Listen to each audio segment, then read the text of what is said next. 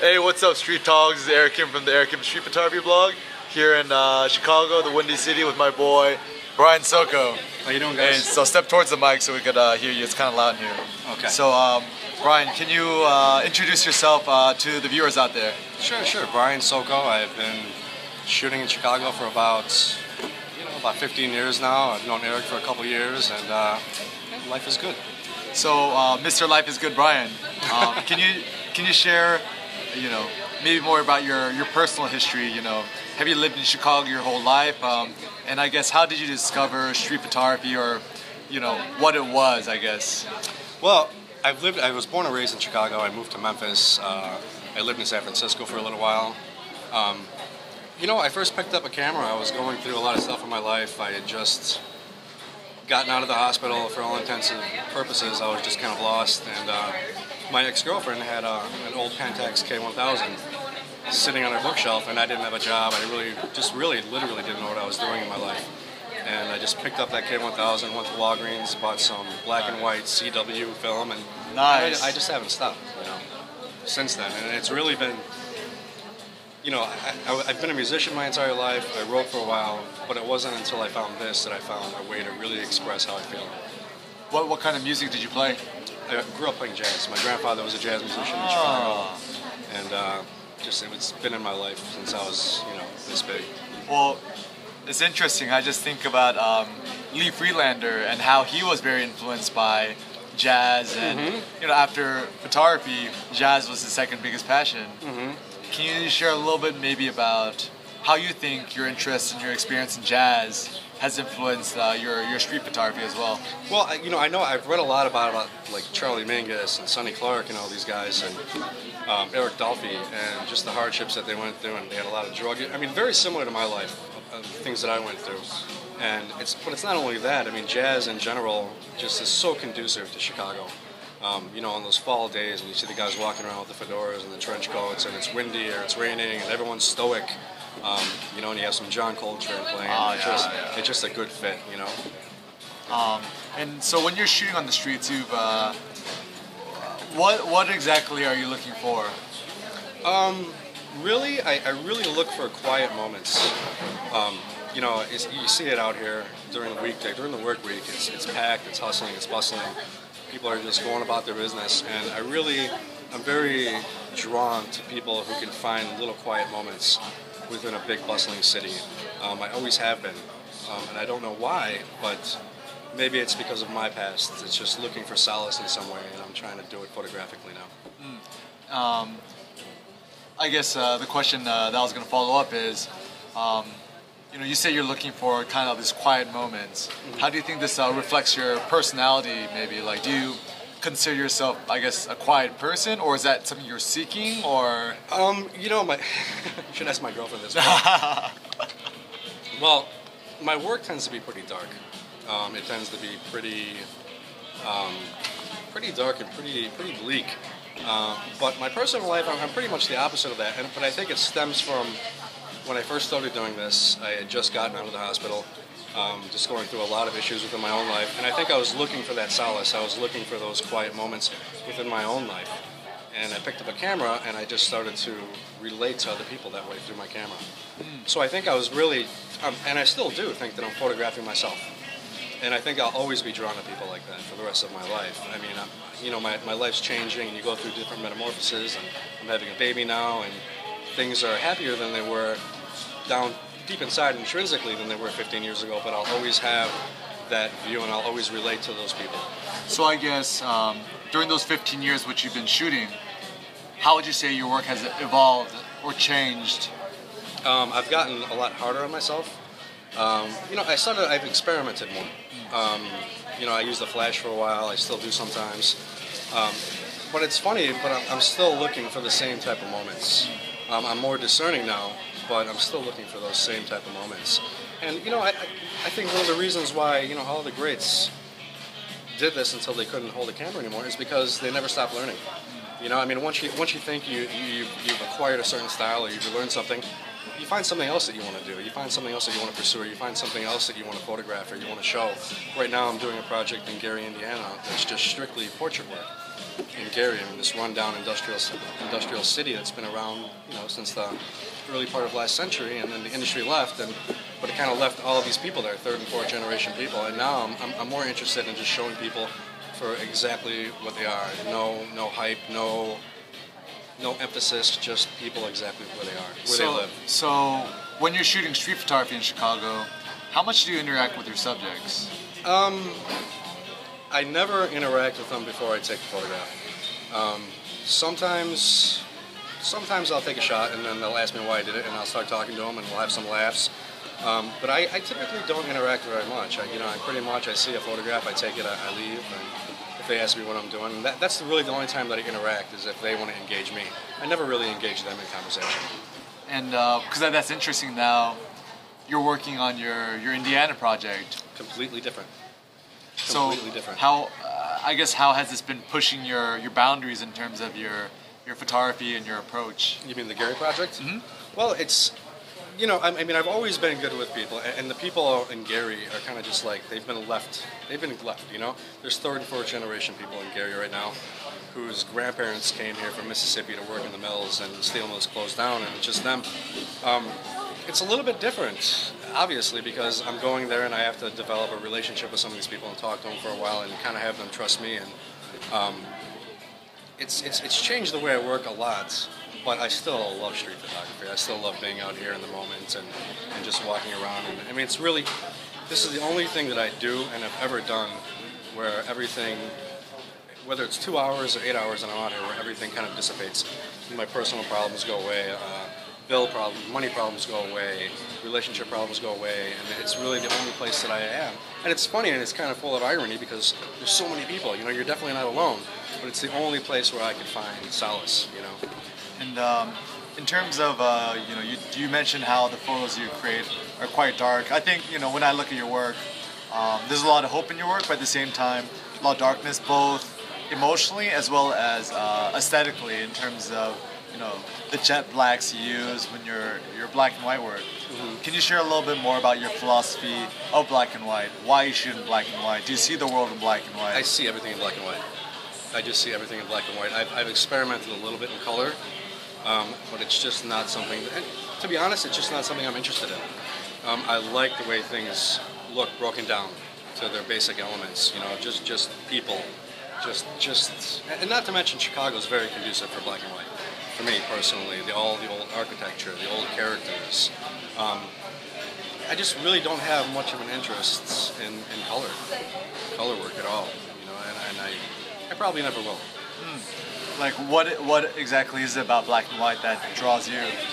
It just seems more artistic to me. It seems like I can really get across my point more in black and whites than I can in color.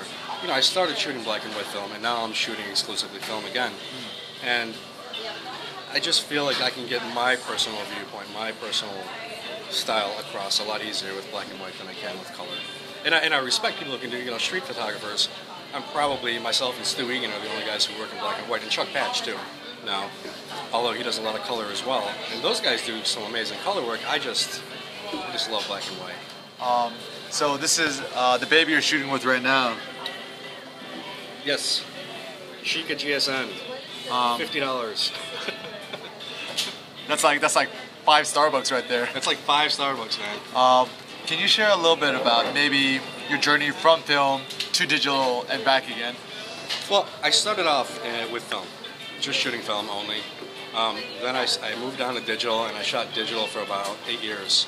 And recently, just last year, I finished my own personal website. And going through all my old photos, my old stuff, I really liked my old black and white stuff the best, the film stuff. And now that I'm developing my own photos and I'm going to try to print my own photos, I don't feel like I'm just taking a snapshot anymore. I mean, for a long time with digital, I felt like I didn't really have ownership of my photographs. Now, I feel like as soon as I load the film, I finish the roll, I go home, I develop it. I feel like I'm making photographs now. I don't feel like I'm just, sticking the card in the computer and just immediately processing them. It feels more organic to me right now. and I love it. In terms of, I guess, the process versus the end result, would you say that, you look at a film, black and white photo that you've taken as well as a digital one, how much would you say aesthetically is different? I can see it a lot. I mean, I spent a long time trying to make my digital photographs look like film. And I just can't do it. I mean, you can add as much grain as you want, but you just don't have that certain feel that you do when you look at a black and white film photograph. You just don't. And for me right now, I'm enjoying the process more. I mean, when I first started doing this, it was the process, but it was also the result. Yes. And then when I moved to digital, it was, I can get the results very fast. But now, as I'm doing this longer, as I get a little older, it's the process for me is what's the most important thing right now. It's how it makes me feel.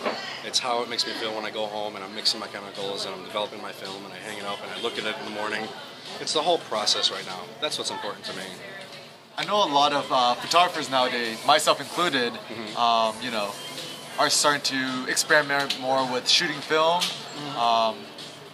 What are some, I guess, tips and advice you would give in terms of working with film to somebody who might be interested in it, but might be a little bit intimidated? Like, I remember when I started shooting film, I'm like, oh my god, is it all going to be black? Like, not white, but just black. Oh yeah, well, go ahead.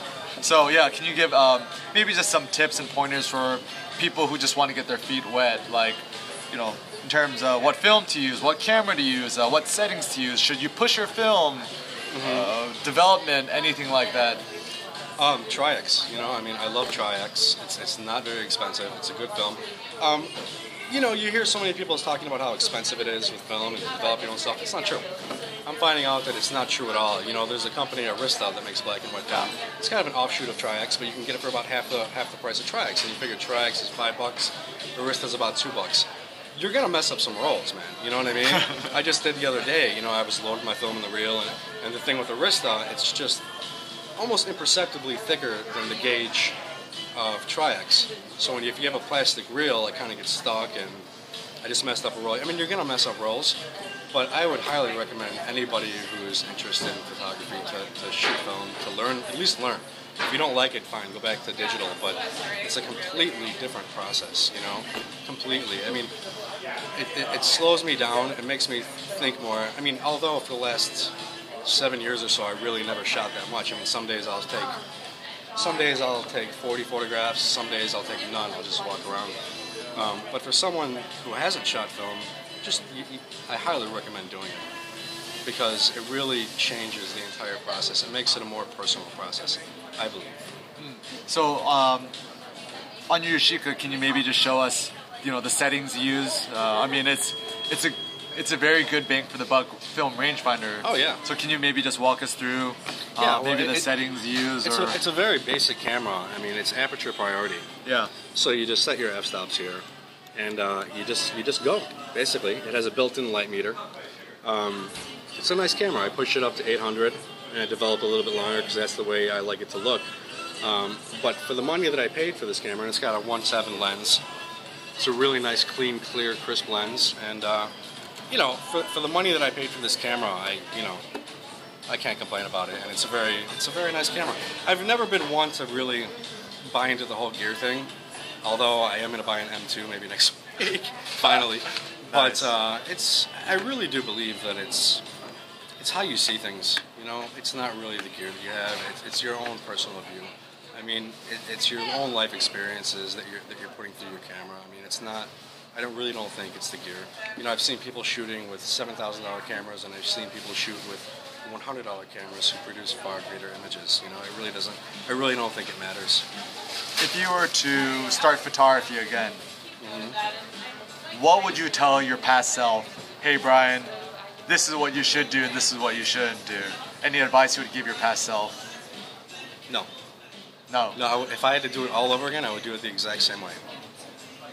I think I would do it the exact same way. Maybe I would self-promote a little more, but I really wouldn't change anything, because the whole process of how I've grown as a photographer and how it's made me feel, it's meant everything to me. It's meant the world to me. I don't really know that I would really change anything about it, except maybe I would have never switched to digital. Maybe I would have kept shooting film the entire time. But I don't know that I would change anything if I had to do it all over again.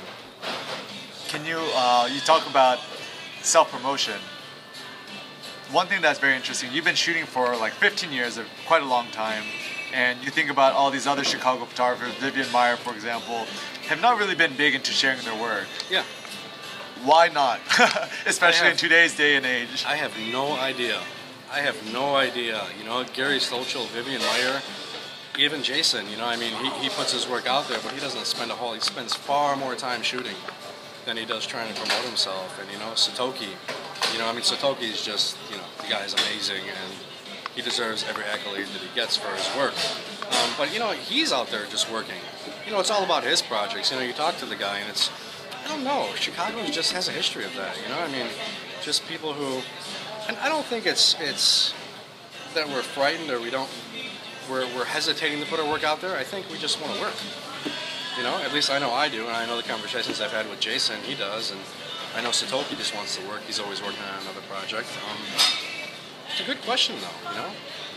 Can you talk a little bit maybe more about the street photography community here? Like events you have or collaborations or, you know, just the basic scene for someone who might not be well-versed in the street photography scene here in Chicago? It's a nice scene. There's some darn good street photographers here in Chicago. Andrew Steiner, Jason Martini, Satoki, Nima St. Lux. There's some good photographers here. When I first started doing it, it was really, the only other person I ever saw was Jason. It's funny, it was like him and I, that's the only people that we really even knew that were doing it. There's a lot more people doing it now, but it's a very supportive community. You know, it's a very, you know, I'll get together with Satoki once a week now, and we'll sit down for coffee or tea. We'll look at each other's work and we'll be critical of each other, but we'll be honest, and it's done nothing but benefit me. You know, and it's like that in Chicago. You know, it's like I was saying earlier. You don't see any of these guys having much interest in getting out there and having wars with people. You know, it's like we just want to work, and it's a very tight-knit community. Are there any aspirations or dreams you would like to see in the Chicago street photography scene? We're trying to put together right now, you know, they had the Miami Street Photography Festival, which I was at, which was nice. I mean, they did a good job, and they're going to do it again in December. And we're going to try to do one here in Chicago, hopefully by next summer. And we're going to try to get a whole bunch of good people to come down here and with a really nice space and some nice finance to back it up. And that's what we're trying to do right now. And it seems within the last few years, street photography has had a huge, you know, maybe you say a renaissance. Yeah. What do you think has been, you know, driving that? And you know, because I mean, street photography has been around forever. Yeah. Why do you think it's become so popular again? I don't know. I mean, I think about that all the time. Accessibility with technology, maybe. I mean, I really don't know. I mean, because everyone's pretty much looking at the same masters and the same work that I was looking at when I started. But there does seem to be just a huge influx of more photographers. I mean, maybe it's social media, technology, accessibility. I mean, I think it's good. I think social media can be detrimental in some ways, but I think it's good that people are very interested in the genre. Talking about the masters, who are some street photographers, maybe both, you know, classic and contemporary, who really inspire you or have influenced you in some way or another? Gary Stolchel has, in a big way, just because he was that loner guy walking around the city for so long. He produced amazing images. I love Gary Winogrand. I love Moriyama. Contemporary, I love David Carroll's work. If you know who David Carroll is, he's a photographer in New York. He pretty much shoots everything, but he's amazing. He works only in film. He's just a great photographer. You know, and Satoki, I'm honestly very influenced by Satoki's work. I've known about his work for a long time, but we've just started hanging out in the past 6 months or so. But contemporarily, those two guys right now I'm really influenced by. Heavily. Yeah. You know, there's a lot of street photographers I know who look up to you in your work. If you I find that hard to believe, Eric.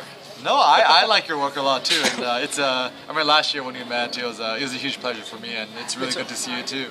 Again now, what are some, I guess, tips or advice or words of guidance you would give to aspiring street photographers? Just immerse yourself completely. Immerse yourself completely. Just really just try to shoot as much as you can. Do it only for yourself. Don't show everything that you shoot. Really think about why you're shooting. Think about why you're drawn to a certain subject. Think about your life experiences. Think about what you want to say with your work. Because, you're right, there's a ton of people out there shooting, but there's only a handful of people who I think really are saying something about who they are. Just really go out there and do it for yourself and immerse yourself and try to develop a voice, and it takes a long time. And, you talk about photographers often showing too much of their work. Mm-hmm. For you, I guess, what's your keeper rate? And, can you tell us a little bit about how you edit your photos? Like, how do you know if this is going to be a Brian Soko photo or not? Or if you're just going to not show it? My keeper rate is dismally low. Dismally low. I think last year I had 2 photos that I was proud of. 4 that I thought were good. My keeper rate is very, very low. But when I find something that I really like, if I find a photo, if I take a photo that I think is a very good photo for myself, the last thing I do is rush the process. I take my time with it. Right now, if it's film, I'll develop it, I'll look at it, I'll study it, I'll come back to it the next day. I try to get to the point where I'm emotionally detached from that photograph. Completely emotionally detached, where I'm looking at it subjectively. Because, those times when you take a good photograph, and the first time you look at it, you know it's a good photograph, and you're excited. You took a good photograph, and they're so rare that you take really good photographs. And the last thing I want to do is rush the process at that point. So it's not unusual for me to sit on a photo for 6, 7, 8 months. And just come back. And maybe I'm not necessarily working on it the whole time.